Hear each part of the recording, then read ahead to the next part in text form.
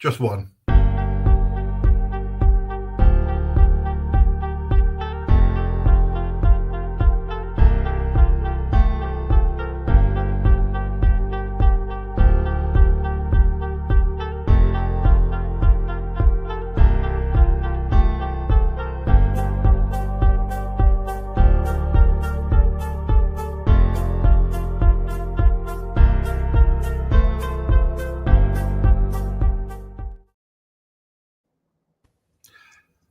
Good morning. It's 7:30-ish. It's Friday morning. In morning's hush, the coffee brews its charm, a fragrant promise waking weary minds. Is warmth a shield from day's impending harm, where battles rage in schedules ill-aligned? The buses groan, their timetables maligned, yet passengers convene, a moving mass, debating futures, plans entwined, while through the city streets they slowly pass, discussing policies, steaming cups of glass. So I thought it was just going to be me for a minute there, so I asked ChatGPT to write a poem in Spencerian form about coffee, buses and politics. Fortunately, it's not just me, and I'm joined by Martin. Morning. Did that poem say cups of glass? Yeah, I don't think ChatGPT is quite there yet. I'll save that for you. I'm not. I'll pass. And Stephen. Good morning. How is everyone? Tired. It's Friday. It's been a long week of council this week as well. There's been, I've had cabinet and HDC full council. There was Cambridgeshire County Council full council as well. There was at a strange time because they moved it to the afternoon because of the Cambridge King's College Carol concert, which is a spectacle for everybody, and they moved it to the afternoon, and I couldn't go because I've got a new job and I didn't have any holiday for just before Christmas. So I haven't even watched it back on YouTube yet. So it's first county council meeting I've missed. But other than that, it's been a massive week of council meetings. It's one of those weeks, but the last big week before Christmas though, so that's quite good. And all wrapped up, which is good. So this week we were going to talk about the NPPF, that's the National Planning Policy Framework, and local government reform again, following on from last week. So the new National Planning Policy Framework has been released, and that was consulted on for a while. I think the main thing from it, or I mean, there's a lot in it, and I've not gone through it in detail yet, is, well, there's quite a lot of changes, actually. I think the big ones are on the green belt and the introduction of this idea of the so-called grey belt, which I think will be relevant around Cambridge. You've also got more housing being delivered or required to be delivered. And also some changes to how local plans are being done. Actually, probably worth starting with, what is the NPPF? Martin will know about this better than anybody, I think. Well, yeah, the NPPF is basically the overarching planning document that the government use and which dictates how councils should operate their planning. So all local plans and strategic plans around planning, you know, where housing's going to go and things like the one that Huntingdonshire are doing at the moment, are required to be compatible with the NPPF. So, you know, it's the government, it's the document that basically local councils have to use in order to decide how they do planning, and it's also the overarching framework that the planning inspectorate look at when they deal with appeals. Yeah, I mean, it is an important document, and together with the local plans and neighbourhood plans and all that is, you know, that determines what houses are being built, you know, all across the country, but. And the outcome of individual planning applications as well. So when you sit in planning meetings, everything is referenced back to the NPPF ultimately, isn't it, Martin, I think? Well, it'll be either referenced to the NPPF or it'll be referenced to the local plan, but there's a requirement. Your local plan can build on the NPPF, but what it's not allowed to do is contradict it. You know, so everything in your local plan has to be compatible with the NPPF. So yeah, absolutely, and it does get referenced. So in Huntingdonshire, we're just in the relatively early stages still of putting together our local plan for 2050. We've just been out to consultation. We've published and accepted a call for sites. We've got lots of new pieces of land put forward for development. So I think this is going to heavily influence that whole process. And I think one of the things that drives house building and planning policy is that the government always sets these requirements, doesn't it, for councils to build a certain number of houses, a sustainable housing supply. And I think it has been around 970 properties a year up until now. But the new NPPF is going to accelerate that. Yeah, I don't know exactly what the targets are for Huntingdonshire, but it's actually we haven't had targets in the same way for local authorities for some time. The Conservatives got rid of them, and they said they wanted to be ambitious around housing, and everything else, and said we need more housing, blah blah blah, and then they got rid of the targets. And one of the things the Labour government has done is reintroduce them, and they've reintroduced them and really gone for it. In fact, in terms of housing numbers, and I take my hat off to them. I was chatting to some people last night about it, and one of the things that we were saying, it's not the first time we've seen a government say a lot of positive things about the need for housing and drive to make change in order to deliver housing.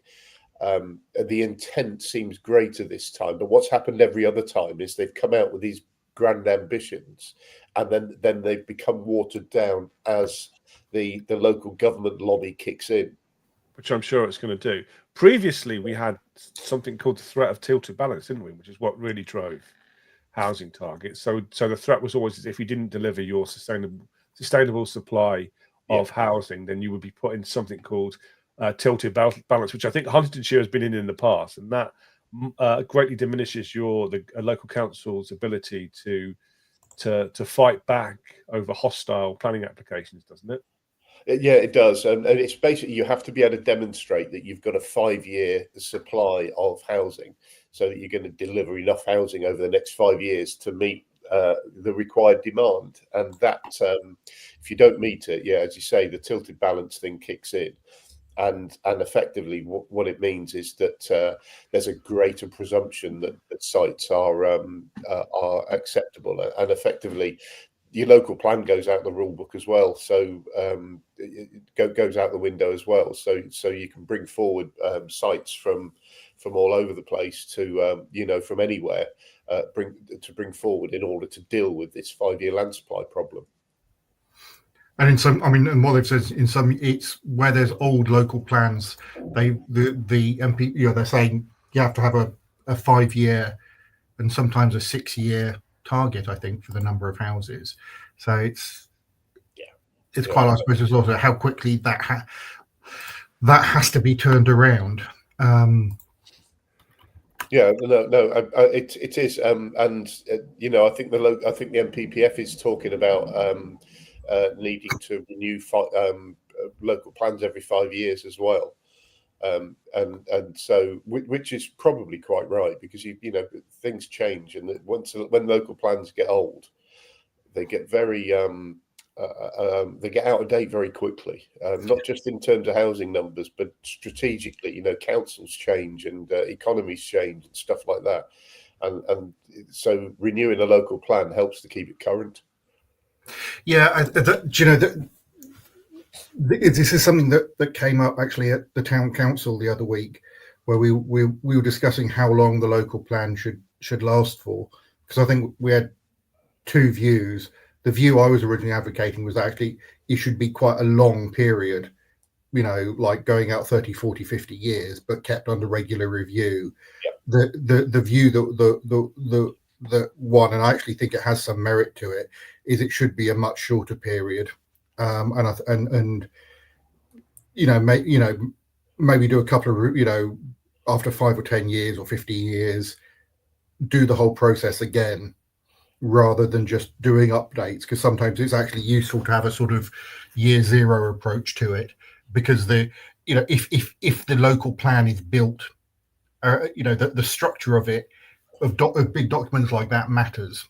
And if it's structured around an NPPF that has radically changed, or something else has radically changed, even basic, sometimes it's just a good idea to say, like, we'll start more or less again with a blank piece of paper. It's never quite a blank piece of paper, but a more thought.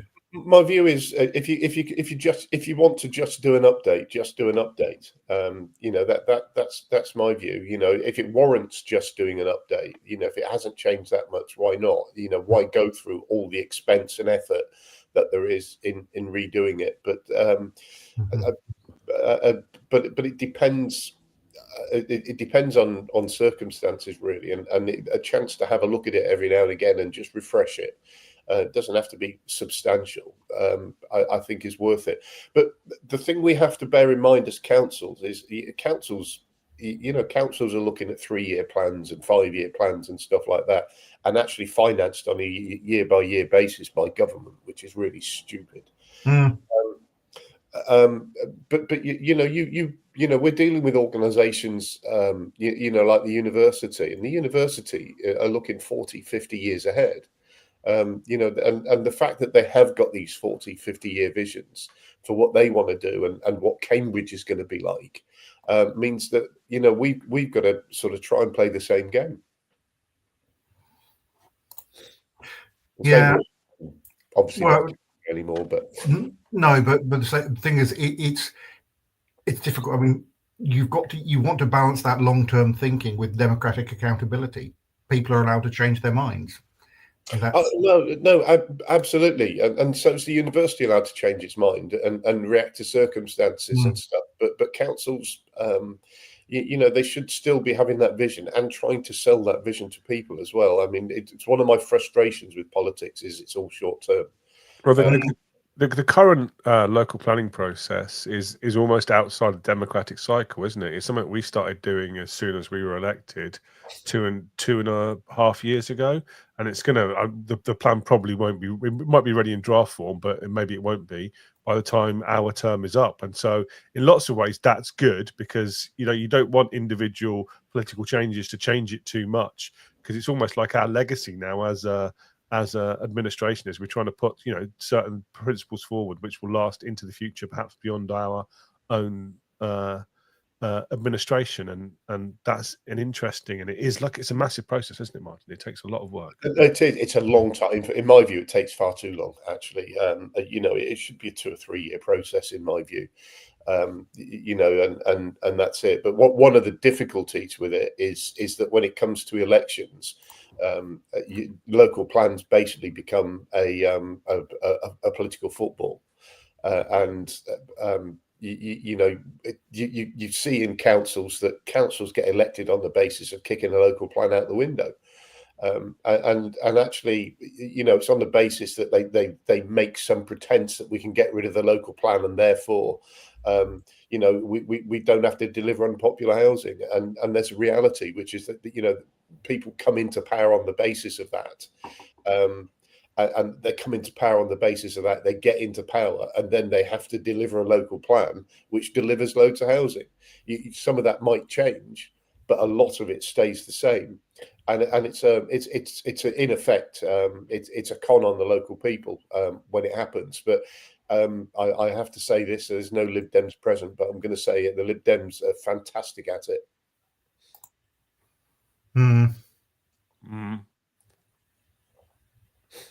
Morning, Alex. Good morning.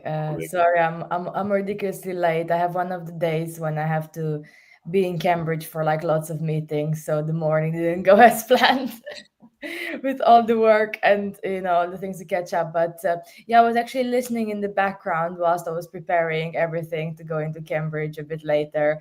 So I caught up with the conversation on the local plan. So. I'm quite disappointed I didn't get to see Keir Starmer yesterday because I was in a committee at New Shire Hall, and apparently he was walking around Alconbury Weald yesterday. So probably I was stuck in the committee room instead of walking on the same street. It's quite interesting they chose Alconbury Weald as the launch location, isn't it, for the NPPF? It's Cambridgeshire and Huntingdonshire I think Cambridgeshire is the second fastest growing region in the country after Tower Hamlets in terms of like regular counties. We're the fastest. We've had a 15% increase in housing over 11 years. And so it's interesting they chose Alconbury Wood. I think the proximity to an air force base might also have helped as well. Maybe in terms of flying in helicopters and things. But yeah, it's definitely we felt the brunt of housing in Huntingdonshire with Alconbury World, Loves Farm, Wintringham. There's new houses popping up everywhere. And Alconbury Weald is a great example of good planning. To be honest, the enterprise zone there is amazing, and I was involved in sort of the early days of the enterprise zone, and and other things like the fact that that they put the infrastructure in for the housing. The school was the first thing that they built almost there, and that's something that people talk about a lot, is infrastructure early on development. So there's a lot of good things to look at for Alconbury Weald, and something Huntingdonshire should be proud of, to be honest. Yeah, I broadly agree, but not all of the schools. So the last bit of the development was only given outline permission earlier this year, and those schools and doctors and so on there.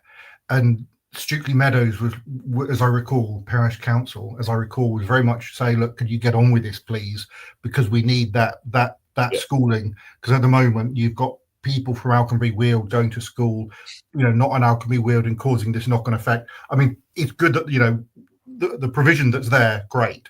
But I think this is something that needs to be looked at all the way through. Is making sure that there's some provision that just has to be there from the start. I think was that primary school places though, because I mean it's notoriously difficult with new housing developments to predict the number of young people that are going to arrive. And so when Loves Farm was built, they got it wrong. They built the school too small. So then when Wintering was built next door by the same developers, Urban and Civic, as Alconbury World, the first thing they built was a massive new award-winning primary school as well. So I think they try and do their best, but predicting with the county council the number of places that need to be available for young people when you've got lots of new families moving to an area is a difficult art, I think. And sometimes that's the thing that and there's two profiles. There's a profile for when families first move in, about the number of children and everything else, and they can sort of predict it. But there's a bulge when a place is first developed.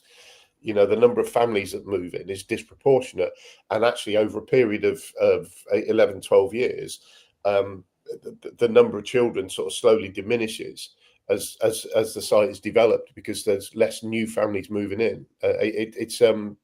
It is a weird one. I remember going through this a few times before, and predicting it and getting it right isn't easy. And part of the reason for doing it early was so that there was some community facilities early as well. So there was you could start to build a community there, and that's a lesson learned from other developments. It was a big issue early on in Camborne, as an example. I mean, this is one of the things that I actually don't like New Shire Hall architecturally very much, and that centre bit where you've got the long boulevards is actually my least favourite bit of Alconbury Weald.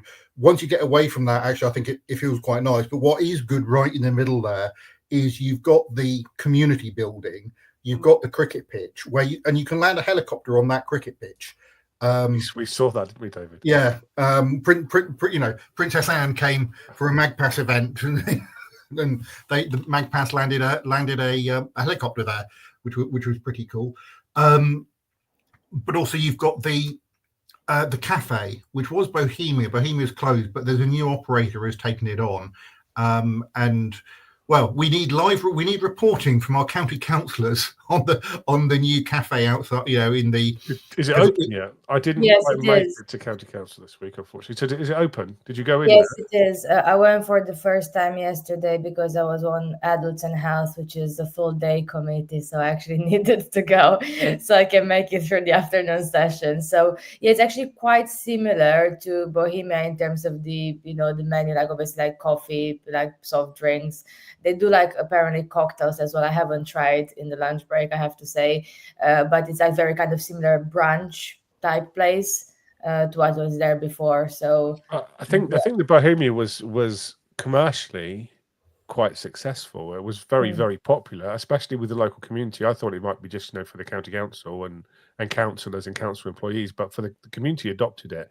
It did really well, and it was quite busy most of the times you went in there. But unfortunately, it got sunk by being tied into energy contracts they couldn't get out of, and the prices in energy, the spikes in energy, was what basically what sunk them. So it wasn't because Bohemia was an unsuccessful. Well, and also Bohemia's started in St Neots, and their location in St Neots is very. I mean, it is lovely.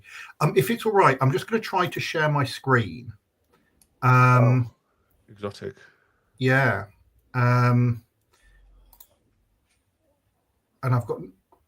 So this is. Hopefully you can see. Okay, I'm going to add that to the stage. That is where that's from the BBC, and of course it doesn't quite fit on the screen. This is where, I haven't got the exact figures, more housing is being built. So yellow is target reduced. The city of Cambridge is the purple dot where my mouse is going up. It looks like it's in the 50 to 70%, 5% more. South Cambs, the donut, is in the 0 to 50% more. Huntingdonshire, Fenland, Peterborough, East Cambs are all in that first bracket.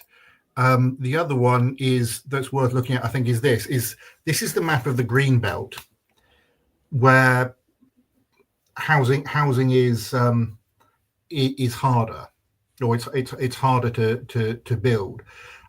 And I think it just shows that, firstly, the size of it. Obviously that's not completely green. There are places in there, but that they do. While I get the desire, it does sort of act as a bit of a collar around those cities.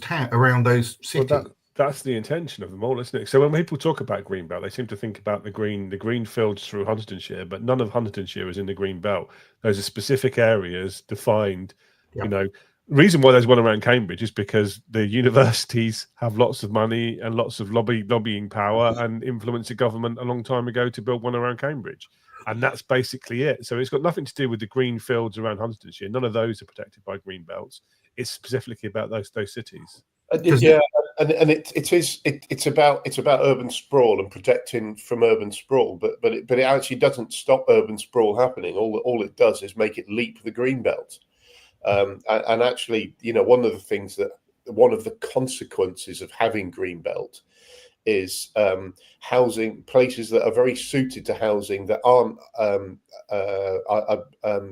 of significant landscape merit are in the green belt, and they get protected from development, and you get areas that are probably far more beautiful developed that aren't in the green belt. And so one of the misconceptions is that all this green belt is lovely green fields and places to walk and blah, and basically a lot of it is just fields. People can't access them. They're not particularly beautiful. Some of them are beautiful, but a lot of it isn't, and that's one of the misconceptions that they are. And this thing in the London green belt, you've got Watford, which I'm going to take that off now. But it's I think the urban sprawl, I think, is something to be avoided. I think that is a problem. Although that's not just around cities. You've got that a bit with St Ives spreading into Houghton and Witton and St, and other places as well where they've grown out. I think so. I think there is an argument for what Rory Stewart has called gentle density. So going up to 3 stories or 4 stories in cities, that can work. The thing with the greenbelt is they're quite often built up, but you've got this new thing, the grey belt, the idea of a grey belt, which is that there's actually places in the green belt which are things like disused petrol stations, or there's also low quality agricultural land, which I appreciate is more visually attractive but isn't massively special and so on, that will be easier to build on. Yeah, the consequence of it, though, is, as I said, it doesn't stop urban sprawl. What it does is it makes that urban sprawl leap the green belt, and in effect, what it does actually is force people into cars, because people are that much more disconnected from the city. They're more likely to use cars than they are if it was on the edge of the city, and so from that perspective, it's not a policy that makes sense. For me, I'd be interested to see exactly how the grey belt idea does present itself and how it does emerge, because I do hope that it allows them to take some of this less pretty land and develop it. I personally think it makes a lot of sense. But if it's just concrete areas of concrete and things like petrol stations and old developments or whatever, that old industrial buildings, I'm not sure it will have the impact that the government want it to have. So it's hang on. So I've got a note on this. So it also includes areas that's been previously developed, areas that are surrounded by buildings, land that doesn't prevent neighbouring towns from merging, land that doesn't contribute to preserving the character of historic towns, that can be a bit nebulous, and areas that are considered eyesores, such as car parks or wastelands. I think this is the thing. We'll need to see how much land this actually includes. I'm just going to, I don't know, it's an interesting one, because I think with a lot of things, the devil will be the detail. And you can see this is something that will kick up a lot of opposition as we go along. And some of this will get tested by case law as well, and that's going to be interesting, and it'll take a bit of time. Is the reality of that? Yeah. I just want to pick up on some questions for some stuff from Anthony Carpin on Twitter. The first one, I don't like new Shire Hall architecturally. I agree with DLC. Missed opportunity for an iconic civic building to anchor the community. If you agree with me, you're always going to get a shout out on this program. It's always nice when it happens, but I there's cost issues and so on. I still don't think moving out of Shire Hall was the right call. And he's also saying that the Minister of Housing instructed Peter Freeman to prepare plans to extend Cambridge urban area in at least one direction. So that'll be interesting.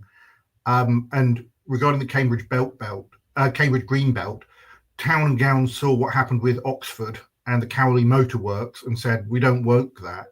So hence Holford Wright's development plan of 1950 restricted Cambridge to 100,000 people until 1990. And that's the thing, Cambridge, I think, needs to grow more than that. The importance to the economy and of the sort of life sciences, particularly in and around Cambridge, is too important to the national economy.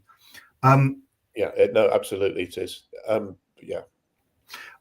Can we move on to local government? Because Anthony's got Can I just pick up on another thing that Anthony said on here? So Anthony makes a point on here.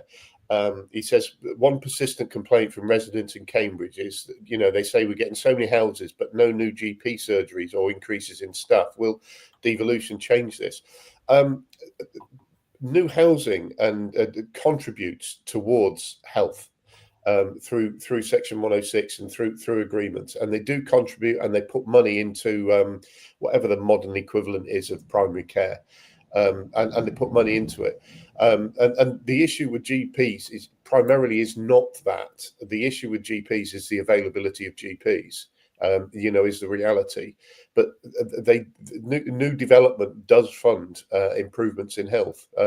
It's not there to solve existing problems. It's there for a problem not to get worse effectively.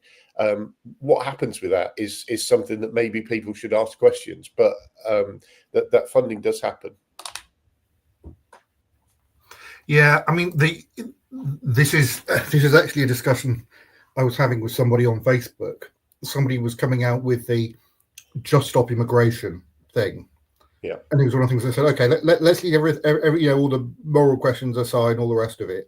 there's a shortage occupations list, and it includes, there's all sorts on there. This is where it's easier to get in. It's like we don't train in the UK enough across,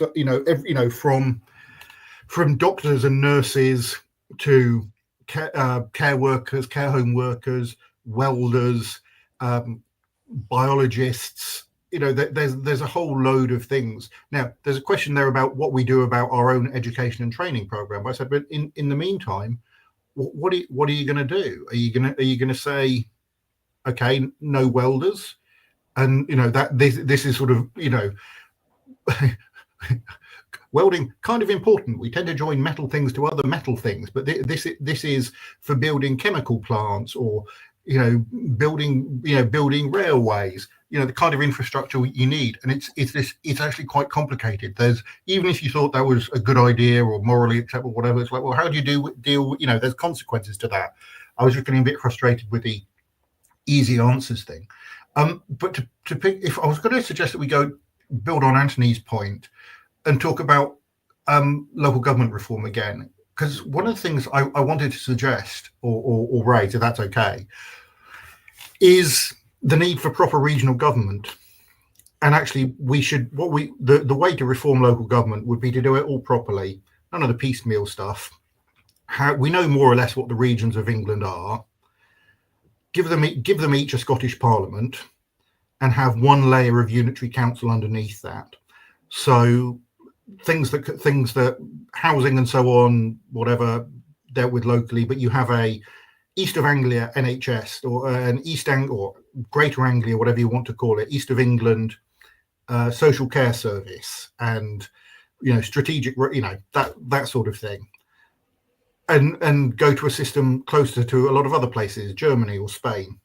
I'm all for it for all sorts of reasons. I think giving them responsibility for strategic roads as well, and it's a great example. The A47 is a perfect example that in Cambridgeshire, there's a campaign to get the A47 redualed. There is everywhere the A47 runs.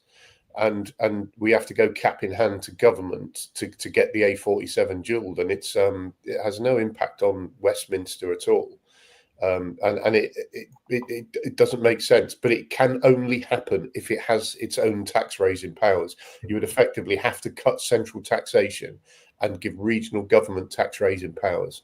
That's the only way it could work. And I think that I agree, and I think. So, actually, I'm going to pick up on something else Anthony has said. What DLC is suggesting is Labour Party policy from 1960-70, i.e. the recommendation of the Redcliffe-Maud Royal Commission. Surely you're not saying I'm some sort of outdated Labour dinosaur whose politics really belong about 50 years ago, Anthony. But I think there was a lot to Redcliffe-Maud. It's also the politics of John Prescott. It's what he tried to do up in the northeast, and he thought the northeast would be the first example of it. And he thought once the northeast agreed to it, it would spread across the whole of England. And actually, what happened was the northeast said no quite categorically. But that was more of a talking shop. It didn't have tax raising powers and stuff as well. But it would have been a starting point. The thing is, I think that's exactly what was proposed for the northeast wasn't meaningful. And the thing is, you had the government offices, which would have been a start. The government offices for the regions, which would have been a start. Where things were being delivered, and there was more coordination in the region. And I had some limited interaction with Government Office Southwest, and I thought it was actually really, really good. At least I was sort of representing businesses, and actually worked quite well in terms of coordinating in investment and when you need things from different departments. The fact that they were talking to each other in the region, actually made quite a big difference, rather than having to sort of navigate through London all the time.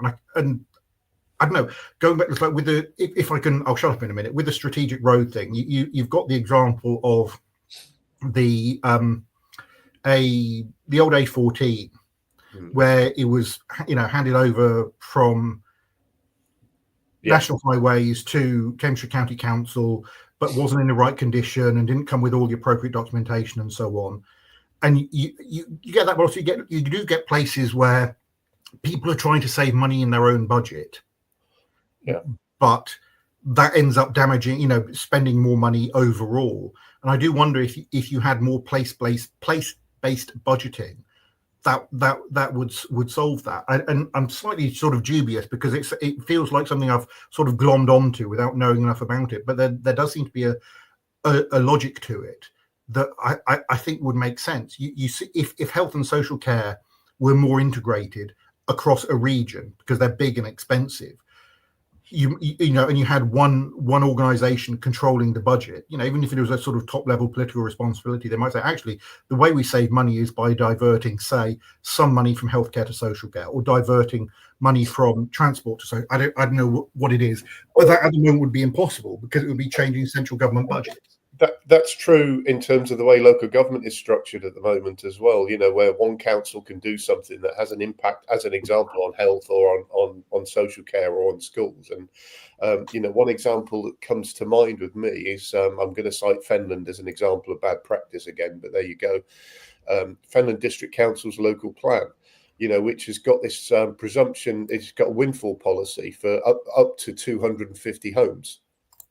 So basically a presumption in favour of development for anything that's up to 250 homes. And, you think about what that means from a county council perspective. How on earth do you plan where you're going to get and where you're going to put new schools, new doctors' surgeries and road infrastructure when you don't know basically where the majority of housing is going to go through your local plan because of the 250 home presumption? And it's one of those things that I desperately hope Fenland kick on with their local plan and get sorted for that reason. But it's a good example of something that one council can do that impacts on another, where if it was a unitary, you would effectively get rid of some of that. Yeah. Yeah. I don't know. It does feel like, the thing is, it is big and expensive and difficult and people will object to it and all the rest of it. But it does, I don't know, it does feel like something that needs to happen. No, it absolutely does. I've talked about this for a long time about, there's a reality, which is if we're going to move towards more unitaries, why not go the whole hog and go to regional government as well? But there's a reality that all that isn't going to happen at once. So let's just take what we can get. And unitaries, to me, seems very sensible. But the problem with unitaries, as always, is where do you draw the lines, isn't it, around Cambridgeshire? And there's already rumours and rumblings that the new unitaries, if they arrive, will involve South Cambs, East Cambs, and Cambridge, and then Huntingdonshire will be lumped up with Fenland. Now, for me, Wisbech is a lovely place, but it's a very long way from where it's like 50-mile drive from where I live. Yeah. And you can't imagine doing that. As being a representative, that's going to be a really, really hard thing to do, isn't it? I don't think I could do it. That idea of Fenland and Huntingdonshire as a single unitary makes absolutely no sense at all. It just doesn't. I think this was a map that the BBC drew up. I'm not sure it's got any basis anywhere. If I was honest with you, for me, Huntingdonshire, you would build the unitaries as much as you can around travel to work areas. Yeah. That's what I would try to do. That would, in effect, mean splitting probably a bit of Fenland out towards a Cambridge unitary. But it would also mean splitting effectively Huntingdonshire in half. Yeah, this is the thing. Huntingdonshire is really quite a diverse place because you've got the market towns in the bottom of Huntingdon. You've got Cambridge. Sorry, you've got St Neots, St Ives, Godmanchester, Huntingdon, and you've got the village. Sorry. Ramsey's also one of them, but that's wait. But I'm going to come to Ramsey. The thing is, those are relatively close together. They've got the villages surrounding them are close together. But also they are. I think something that makes a big difference is you've got the busway to Cambridge, you've got the roads to Cambridge, and you've got the railway stations into London. And I think that actually means what they're doing, how they work, is quite different to further up, where you've got Ramsey. Ramsey is the biggest town for some distance, and then you don't, Market Town. It's smaller than. I can't remember. Is Ramsey smaller than St Ives?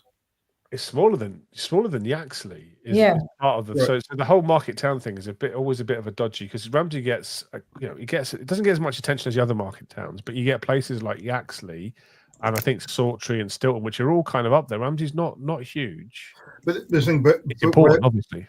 It is, but it's like it's the sort of service centre for quite a big area, and it's that thing. It's and then you go into the travel to work areas. You've got the point Martin was making. You've also, as you get up there, the pull starts to become Peterborough. No, absolutely. And that's the thing. It's like I'm going to actually. This is something that Anthony mentioned. I'm going to bring up another thing going back to Redcliffe Maud, partly because it is a beautifully drawn diagram, which was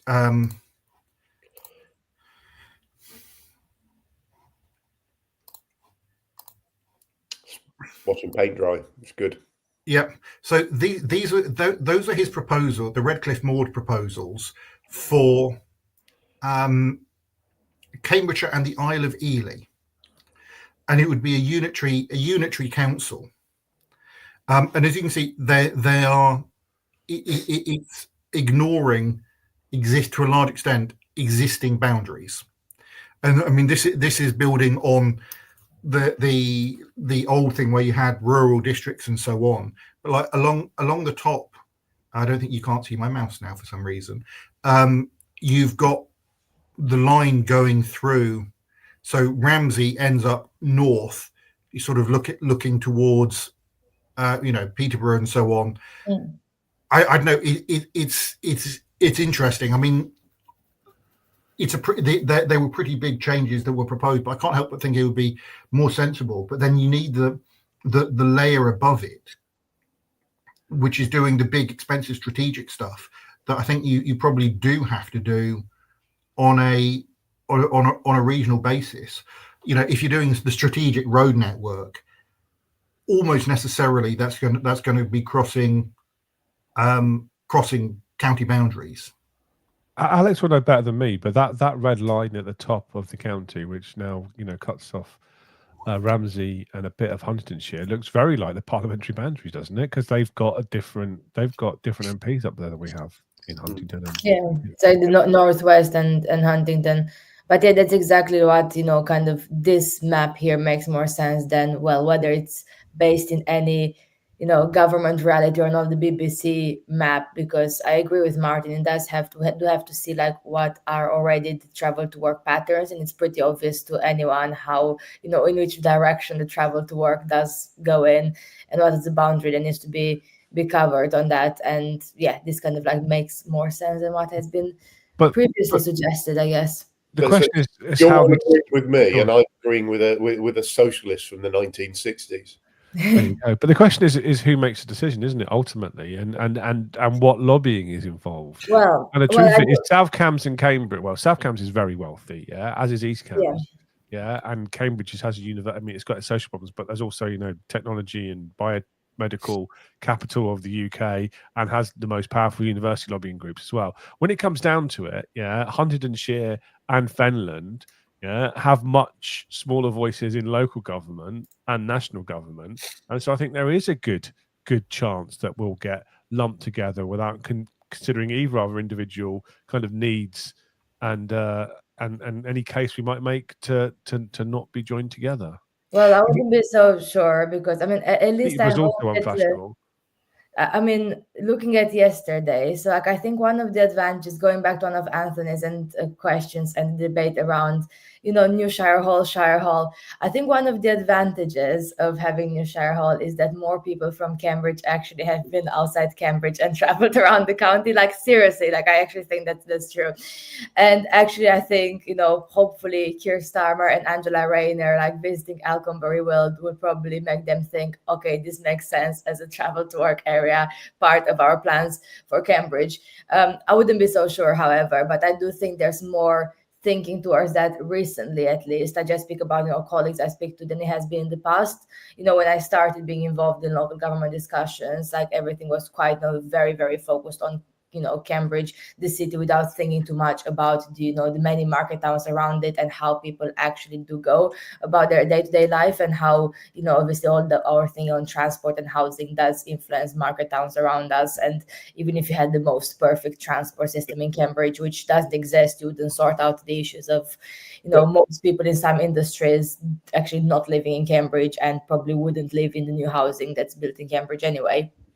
Yeah, there's also, the Fenland Huntingdon thing is there's also a sense, I don't think they would be big enough as well, to deliver, as an example, an adult social care service or a children's care service.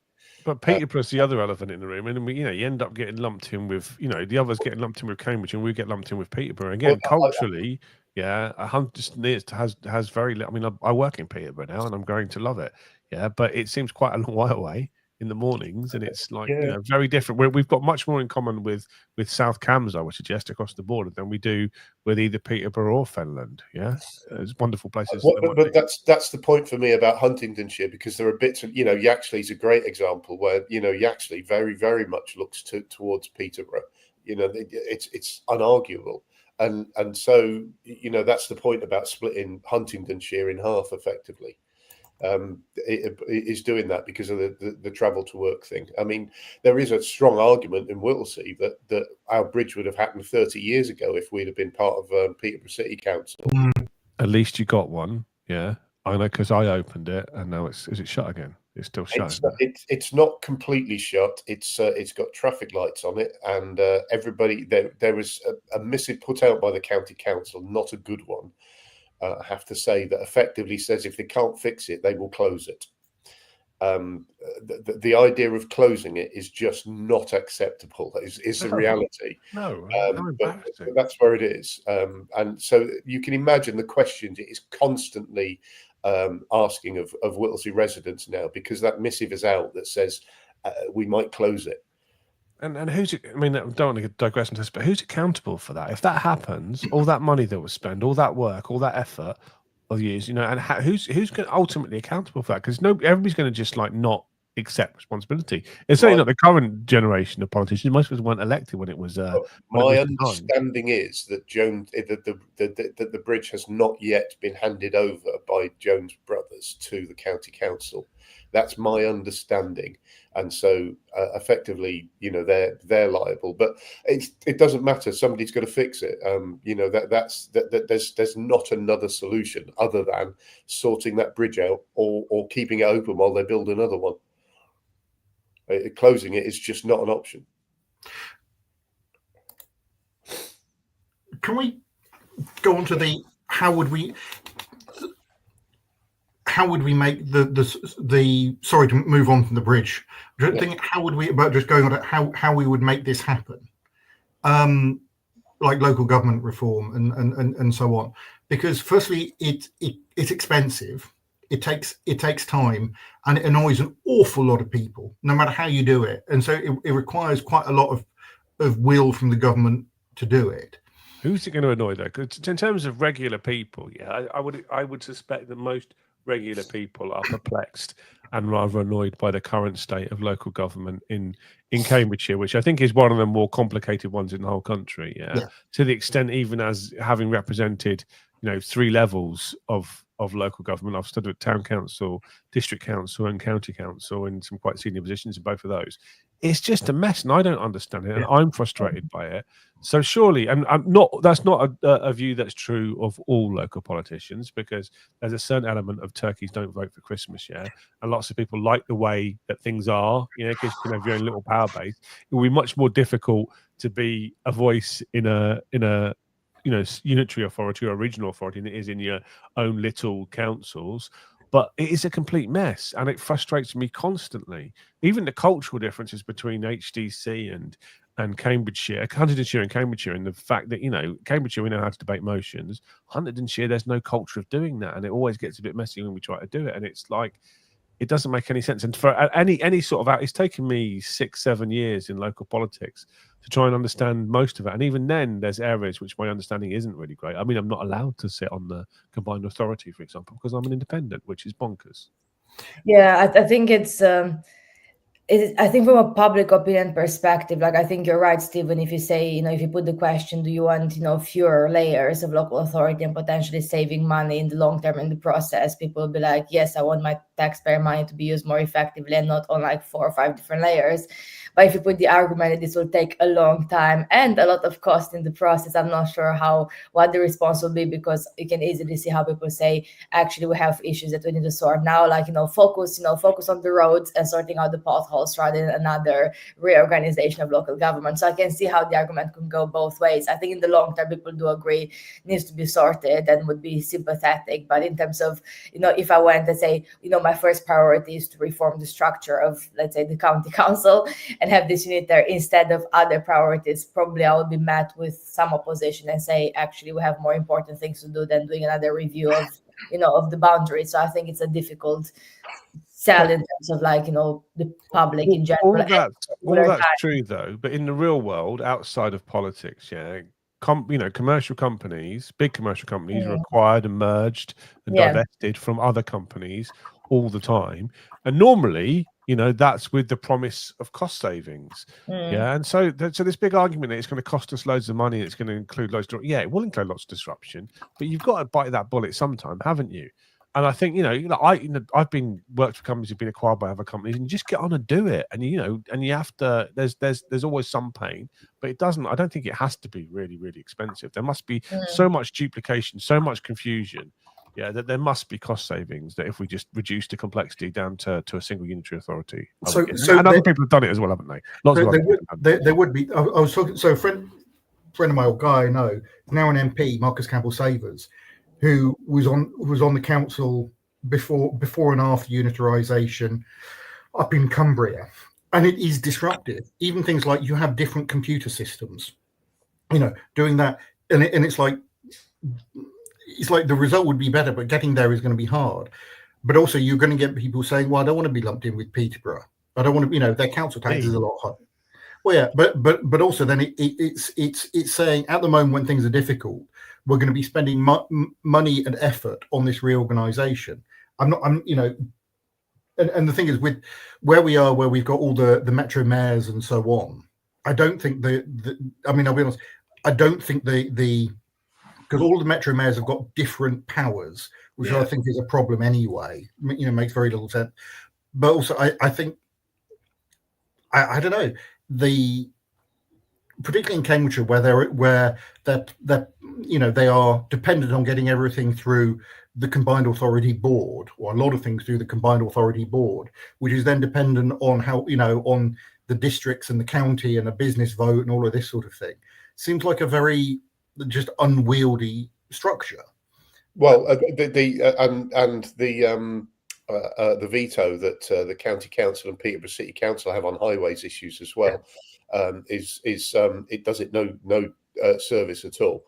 There's a reality. My thing about there's never going to be a good time to do local government reorganisation, but the longer we use arguments like it's difficult or we can't afford it, the longer we have to put up with a system that doesn't work. So let's just get on with it. I mean, I agree. The question then is, I don't know, it seems like a difficult ask to knock on the door and say, "Hi, I'm calling on behalf of X party or X candidate. I'd like to talk to you about local government reform." I agree. So I was just reading this comment from Anthony about the fact that the GCP has helped generate pressure in favour of unitaries and stuff. And I sort of don't disagree with it. Not itself, just because the whole situation has been bungled and mismanaged, and it's been so ineffective. That's why people in Cambridgeshire. That GCP is the perfect illustration of why the complicated mess of Cambridgeshire local government doesn't work at all. I agree, and they're themselves they're not in favour. Their turkey's not voting for Christmas, aren't they? Well, I suspect.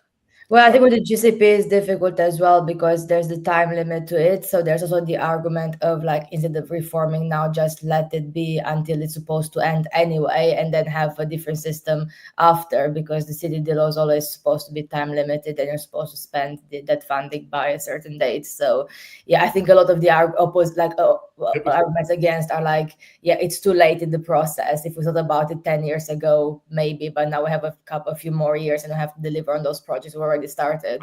James Palmer did think about it, didn't he? So 8 years ago almost, he tried to make that point and tried to subsume it into the new combined authority, which seems an eminently sensible thing to do, or would have been at the time. It was a difficult thing to do because of the fact that what the money was allocated for the city deal, because the city deal was allocated for Greater Cambridge. So subsuming it into the mayor's office left no guarantee, effectively, that it would be used for Greater Cambridge. And that was the argument. There was, but James definitely did. But I would also like to make a point that from day one, the GCP became the subject of some really, really awful politics, and it made it really impossible for the GCP to deliver. And I think it's a shame. I mean, I'm just one. I'm not. I don't know if you can talk about that publicly. It'd be interesting to hear more. I think one of the criticisms I'd make of a lot of the devolution that went on, and under the, from 2010 onwards, is that it was devolution to deliver central government's priorities. And so there was like, and I think that felt like a problem. It's like we'll just use you to deliver stuff locally. That's not. But all local government in the UK is just a delivery vehicle for national government. That's what it is. We should be in no bones about that. They are political organisations that are set up to deliver for government. That's the nature of what local government is in the UK. And that's part of the problem. Yes. Yeah. But going back to the conversation about the doorstep, David, I think, yeah, of course, if you say, I want to speak about local government reform, it's a difficult sell, but you can frame it as, I want local government to be more efficient, or like save more money in the process without having to be like every single year debating, massive budget cuts in every single layer of the council. You can like frame it a bit, around this kind of like longer term vision, I guess, which will attract a bit more support. But yeah, I think ultimately for me, like, it's a question around like how efficient you can be as well. And like you mentioned, like the different, having different software systems, different like ways of, customer service, for example. I think one of the very big in favor arguments for me is actually being able to invest in those technologies and having an integrated approach. And a number of times I've sat on different committees saying like, well, we can't really invest in this more efficient way or this new technology to do this service, because we have to look at within our county council budget and think about that as the county. Obviously, if you had a wider area, you could potentially make not all, but some of those investments for the long term, that at the moment, if you just think from like as Martin said, a short term, like, year-to-year budget perspective, you think, no, we can't justify this because we have to like fill in this budget hole and we can't invest, £2 million in a new system at the moment. I just want, I'm literally intrigued. Sorry, go on, Martin. I mean, it's worth saying that in terms of local government reform, the conversation is not just happening in Cambridgeshire, and I do some stuff in other counties and work elsewhere, and wherever you go in local government at the moment, they are talking about local government reform. There's even a move and a suggestion afoot that I've heard that they want to merge West and Northants back into a single unitary, because they are both struggling financially and in other ways as well.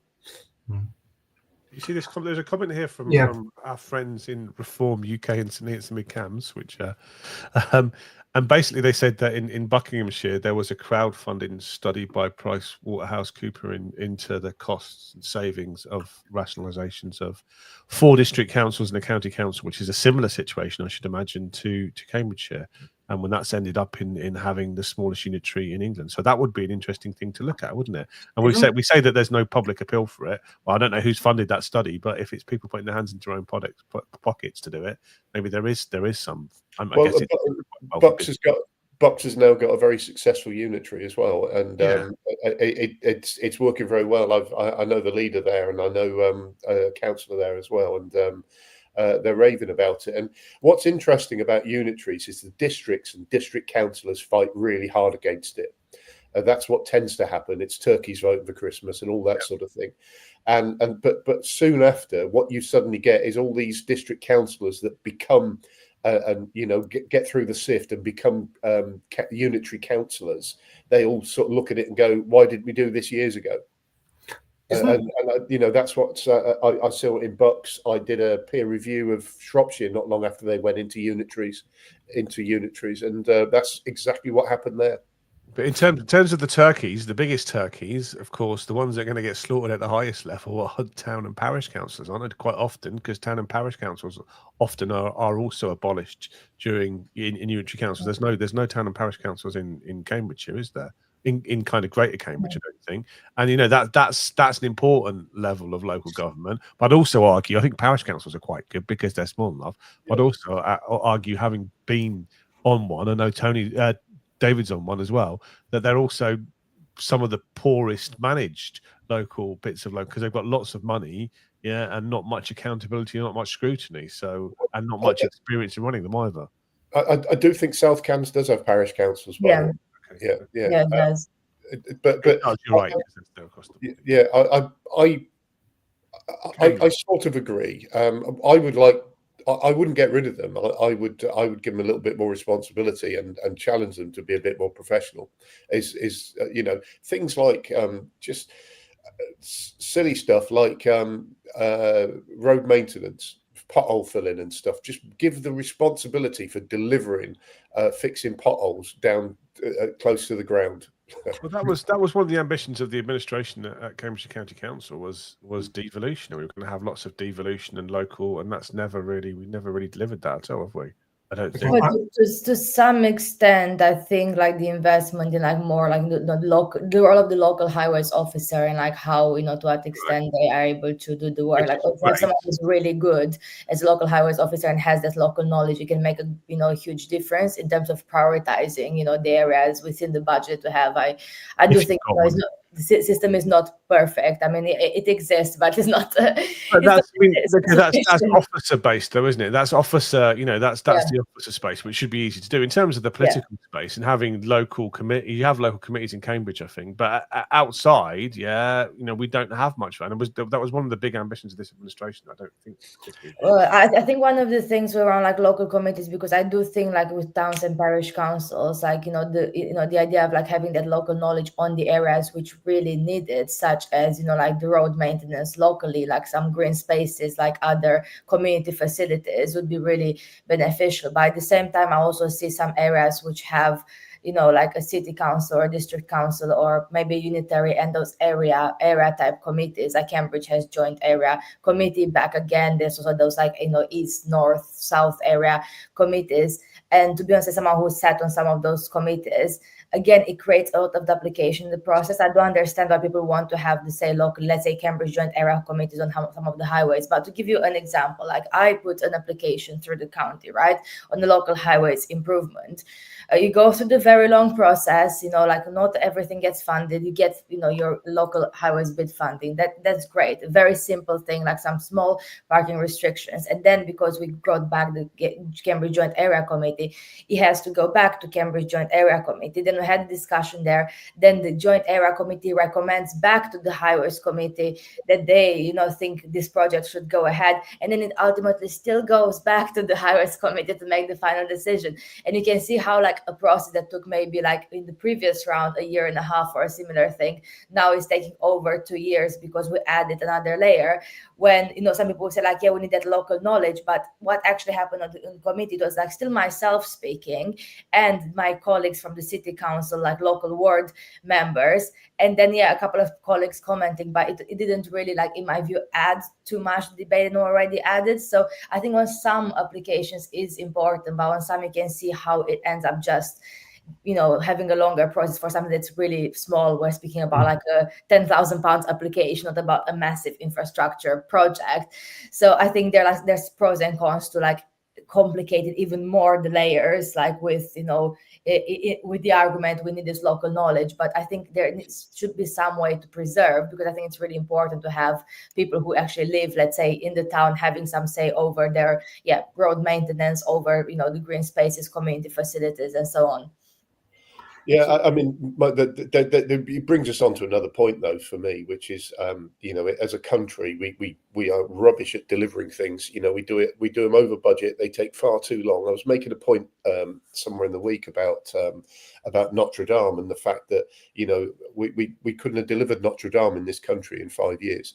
The refurbishment of Notre Dame, we just wouldn't have done it, and it's something that we've got to get better at. You know, everything in this country, you know, the amount of time it takes somebody to go to court is a good example where, you know, justice delayed, you know, is scandalous and you know, not good enough. The amount of time it takes us to deliver any project of any significance is outrageous. And we need to, part of our move towards unitaries and more streamlined local government should be about making us, enabling things to happen quicker. Can I? So, I mean, just one thing. It's just going back to the reform point. I thought Rutland was still the smallest unitary, because that's a unitary. But either way, I think that the crowdfunding the study is really interesting. I'm going to have to. I think West Northants is also smaller than Bucks as well. But I'm going to have to look into that. Size and everything, though, chaps.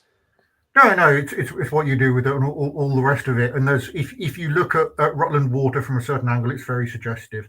But I'm going to have to look up the Bucks study. I wasn't aware of that. It's really interesting.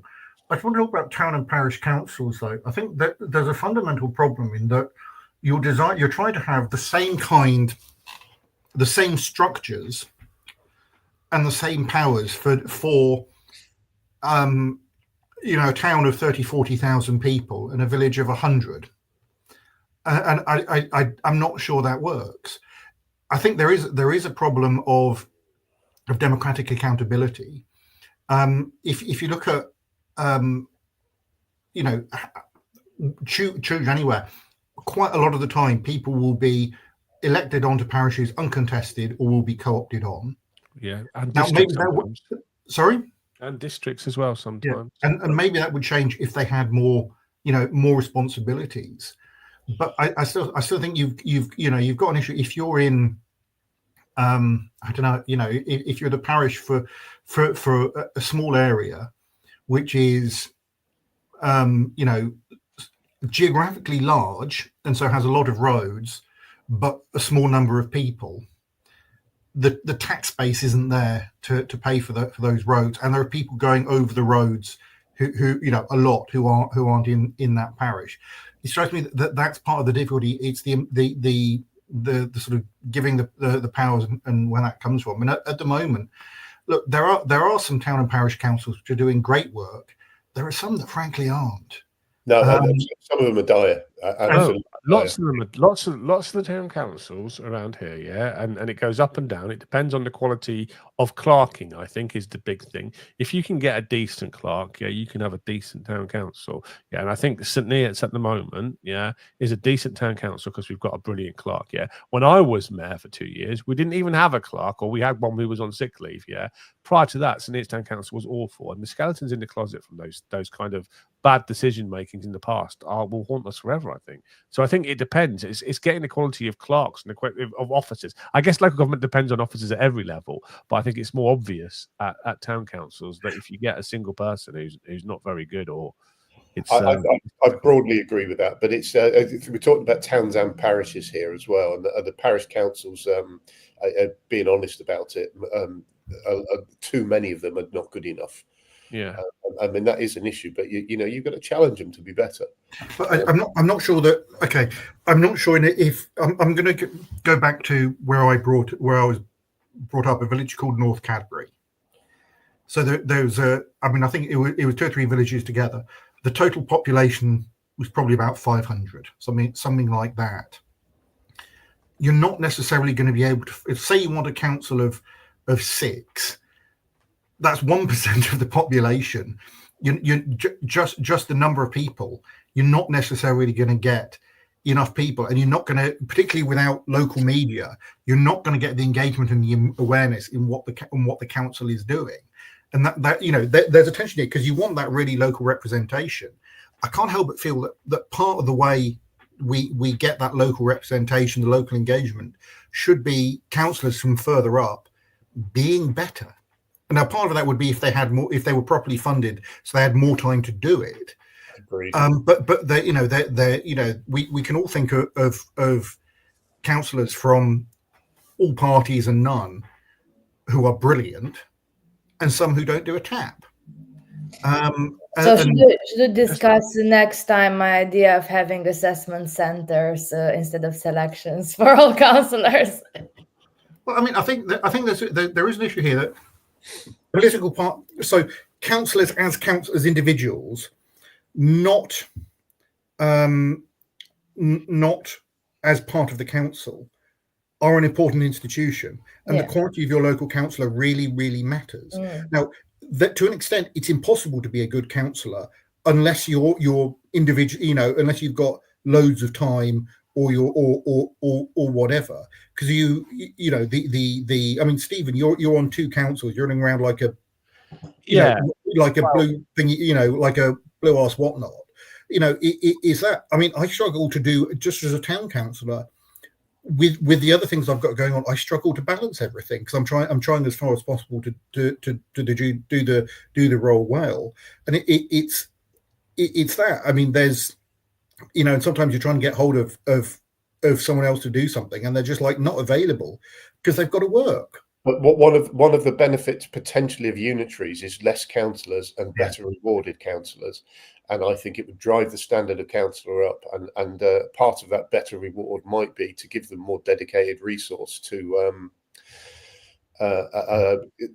actually do support as well. We've got democratic services who do some of that, but actually councillors could do with a lot more. In reality, and some of that is around communications. And how they communicate. That's the reality about whether you feel locally accountable or not. I think a lot of it comes down to the quality of communication. It's why councillors should use social media more. Some of them are absolutely great at it. There are district and county councillors that deliberately don't do social media. Most of them. Well, I think around here, almost all of the councillors, apart from me, and even I'm reduced to just don't go on because of the amount of abuse you get as well. And it's like everybody's got an opinion on everything, and there's so much negativity that it's difficult. And it's like, as always, it's the angriest voices which are the loudest, and you never get the kind of middling views. And it's just even I, who have built my entire political career on social media, feel damaged by it at the moment, because you can't talk about anything. You can do good things, and people will still complain about them constantly, and it's difficult to tune that out. It's really difficult, which is why most of the local councillors around here have tried their best on social media and then retreated because of the amount of abuse. Like, I'm all about accountability, I really am, but there has to be some measure as well. So that's a difficult thing, I think, at the moment. I agree. And it's similar with, like, I think people who encouraging people to be councillors to be more active in their community. So, for example, like, I like going outdoor knocking or going to lots of community events and being present and so on. But I have colleagues who are like, don't really like going out and just knocking on random doors outside of the election cycle just to say, hello, I'm a councillor, how are you today? Is there anything I can help? Because you never know what to expect on the other end of the door. And that's a risk that you're exposing yourself to. And, I did have not many, but I had like quite a few experiences in my life where people like, chased me out of their garden, like, or like, throwing leaflets at me, like shout at me on the street, things like that. And sorry I about that, Alex. people don't want to put up with that, because if you're knocking on like 1,000 doors, yes, at least one will be like probably a very negative experience. That's something that I take responsibility when I go out. I said, this can happen to me and I'm fine with that. But some other colleagues are not fine. And I don't think we should expect everyone to have the same level of acceptance or like, tolerance towards those things as, I might have, for example, because everyone is different on how they deal with this. So this is, to take an example, there's a while ago I knocked on someone's door. And I won't mention where all the details, but I sort of introduced myself as a counsellor, and immediately I got a stream of abuse. You're all the same, all the rest of it. And I said, look, I might not be able to do anything. Can I try to? Do you want me to try to help? But there is a thing that it makes it, it makes it difficult. And I don't know. I sometimes wonder if it's worth my, as a town council where I've got little direct power. Don't know. I whatever, but just the sort of toxicity around politics and the sort of lack of trust in politicians of all types is wearing. I also had an incident. Sorry, we're going way off topic. Where I was at a meeting and planning came up, and someone said, "Well, all councillors are corrupt," and I said, "Well, I'm a councillor," and they said, "Well, yes." I said, "So you're saying I'm corrupt?" And they just sort of, and it's that. And it's you try and argue for stuff on. I mean, I suppose what I'm saying is it's wearing, but you have to hope that it's only a small number of voices.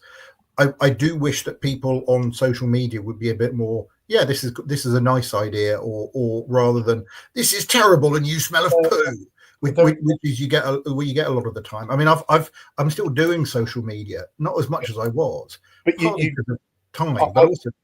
I engage politically in social media still, and I push back quite a lot around Whittlesea, around planning, and doing some stuff at the moment about saying to people, about infrastructure, to say you do get infrastructure funding for development. You should challenge how it's used rather than say we don't get it.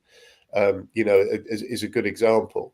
There's the thing I think that drives me all the time, because I get grief for doing that, as you can imagine. The thing that drives me on it is the understanding that that one person writing that, that's one person writing it. The response that you provide will be read by hundreds and hundreds, and it's that makes me do it. Is the reality, and you may not get hundreds and hundreds comment on it, but they will see it and read it, and a lot of them will accept it. You gotta hope so. I mean, and this I do push back a bit sometimes. I try to be polite and whatever, particularly when I'm using my councillor account. But it's like, sometimes you just want to say to people, what on earth are you talking about?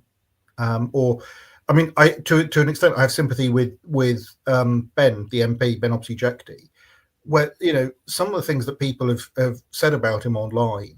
I understand why he's pushed back really quite publicly, because it's not okay, and.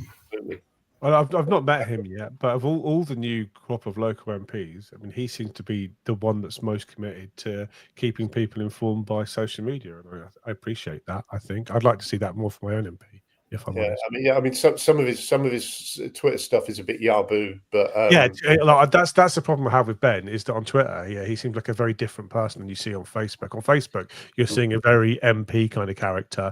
Yeah, on Twitter, man, he comes across as being quite right wing. I'm really looking forward to meeting him. I want to have a chat with him. I've met him, and he comes across to me as somebody that is going to be an excellent MP and a proper high flyer in Parliament as well. Better than the alternative, anyway. Only joking, Alex. Oh, I assume you were referring to Chan. Yes, of course. Looking forward to Chan 2029. I think social media is important for councillors, and I understand the reluctance some people have, but I just think the other thing about social. Sorry, go on, Martin. Yeah, I just think it's something that as a counsellor, you've got to have thick skin anyway. No point doing it unless you do.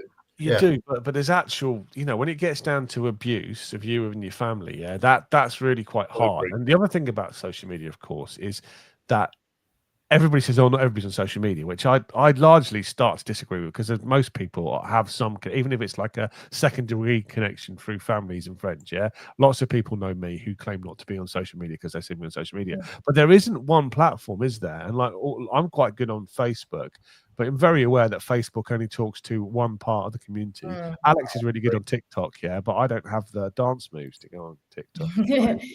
I mean, there's different audiences, of course, but I also think, I mean, this links back to the discussion around like, should a counselor be a full-time job? Because I think one of the things I reflect on why, like, many of my friends are not as keen to go out there to like do so much door knocking or be so present, like doing videos or just speaking off script in general about things. And I think it's to do with the training and previous experience you had. So for example, with like door knocking, like, because I worked on like, I did a lot of like stalls, like whether it's voter registration or like public information, where I had in my job experience, so people would come out and I'd be nasty to you, and I have de-escalation training and stuff like that through my work. Like I'm quite comfortable to be okay if someone shouts at me, I can de-escalate that. But people who don't have that experience due to previous work or other life experiences, it's very difficult, because if you didn't come across this, some people would be really shocked when they come into politics. And I do think we need the diversity of voices. I don't think we need only the same personality type of people who are like, very able to argue and de-escalate things and be like very pushy, because that, excludes other types of skills that are needed in politics. People who are perhaps quieter, but like good at the detail, or like very passionate about a policy area, or actually very effective in other ways that's not actually de-escalating conflict. So yes, it does exclude some people. No, well, I mean, that's the point about it. You do need a variety of different people around, and that's true. I have to say that the how-to video things that you do, Alex, I think are fantastic. I think they're something that a lot of people could learn from. Hey, talking about being a counsellor not being a full-time job, I have got a full-time job, and it's 9 o'clock. I need to go and do it. Yes. I'm just confused from saying that the other. So there's the Councillor Cole, not me, but Juliet Cole, another town councillor, makes fantastic use of Nextdoor, which I haven't really looked at. And yes, no, but I've been on it. It is a hive of vipers. It's like the lower levels of Facebook, man. It's great. It's great. It's a different community. But I think it is reaching a different community. But also for really, really local things, it's really good. For saying, what's going on, what's the problems on this street, which road needs resurfacing. It is really good. So anyway, should we wrap up there? We've gone all over the place. Thank you all very much for coming. Thank you for putting up with my poem at the start about coffee, buses and politics. And we will see you all next week, when we will be talking about a range of issues and a smorgasbord of topics. Is next week our Christmas special? I think we need to wear hats and Christmas jumpers. Christmas special. Okay, we'll organise a Christmas special for next week. All right. See you later. Take care, everyone. Cheers. Bye. Bye.